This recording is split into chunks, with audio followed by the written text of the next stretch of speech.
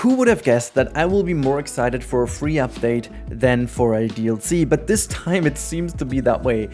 We only know two things of the free update, thanks to the special live stream that we've just seen this evening. So the first one you can see already in picture. This is a glass dome viewing, as we were talking about already this afternoon, but now it's confirmation that we have them, and they do also work below water or in water. A bit more about the functionality in a second, because there is a second thing they just randomly announced, and I'm like all over it. And you can see the animation on screen right now. The orangutan is now able to brachiate. And this is one of the coolest additions to the game in a long time. And I feel like this is something so good in a free update I've not even thought of. The reason why I'm so hyped about this is simply because they are adding something to a game that is over 3.5 years old, or over 3 years old. And it's a change to an existing animal of the OG game, not even to an animal that has been added later. No, it's one of the base game animals, and they are adding something absolutely life-changing. Actually, this changes the way how I build habitats for the orangutan right now.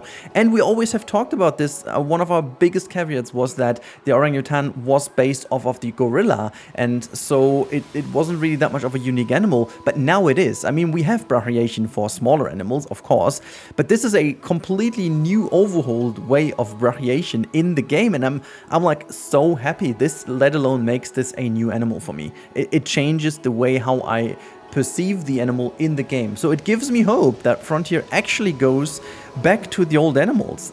So we talked about that and many people didn't believe, but if you've seen my video of all the things I wish for the game in a free update, we have one check mark because I exactly said this. So yeah, I'm really happy about this. But now let's talk about the dome a little bit more, because the dome is not even that small of a change, and I'm going to explain why. So it is a placeable item within habitats. You can have multiple one of them, which is good, and they will be able to be entered by placing an item to the fence, or to the barrier, I should say, to the barrier of your habitat. So it's almost like with the restaurants where you have like an entrance day in and then they plop towards the tables. I do love this because that makes a lot more sense. It would be super annoying to put the path there. It doesn't even change that much, and it doesn't break the illusion, so I'm 100% happy with it. But as they also work below the water level, this will again change the way how you can make underwater viewings, and also kind of paved the way for a potential more aquatic update in the future. I mean, if you've seen my DLC speculation video, which is also released right now, there is really not that much change towards this with the next DLC. It's almost 100% certain that we won't get aquatic animals in the next DLC.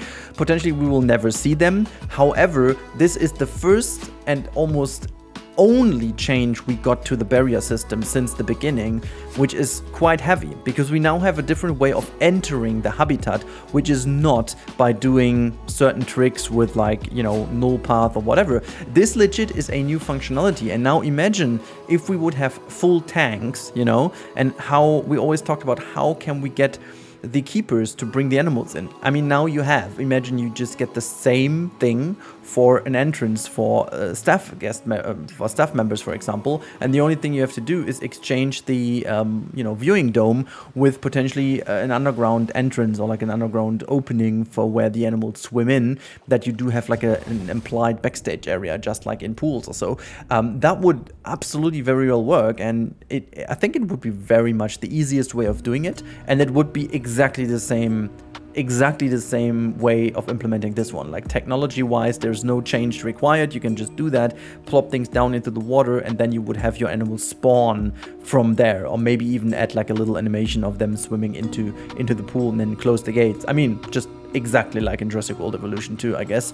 So I'm really happy they took this right out of Jurassic World Evolution 2, because legit this is the exact same way the habitat viewing domes work in that game. So yeah, here's to hope that they will exchange more of the knowledge they gained with both games, because certainly there is a lot of good things. There are a lot of good things in Jurassic World Evolution 2 that we don't have in Planet Zoo quite yet. So let's hope for the better.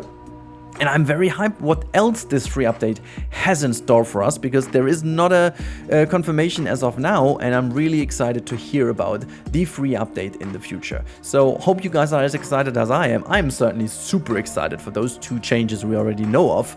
And I'm also positively surprised towards the future of Planet Zoo in general. For me, this DLC, to be very transparent for you about what I think is, it's kind of a do or die thing, and it really has to set a certain direction in which the game goes. I'm a little bit hesitant about the DLC as of now. I have to see it, I have to know what it is all about, you know, but the free update, oh my god, and this is what I was talking about in the last videos I made about the future of Planet Zoo.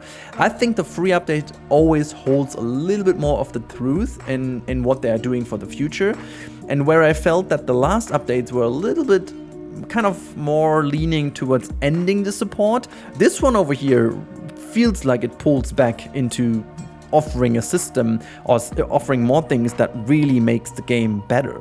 So yeah, really curious for that one. Yeah, let's talk more as soon as we know exactly what is all in store with the free update 1.15.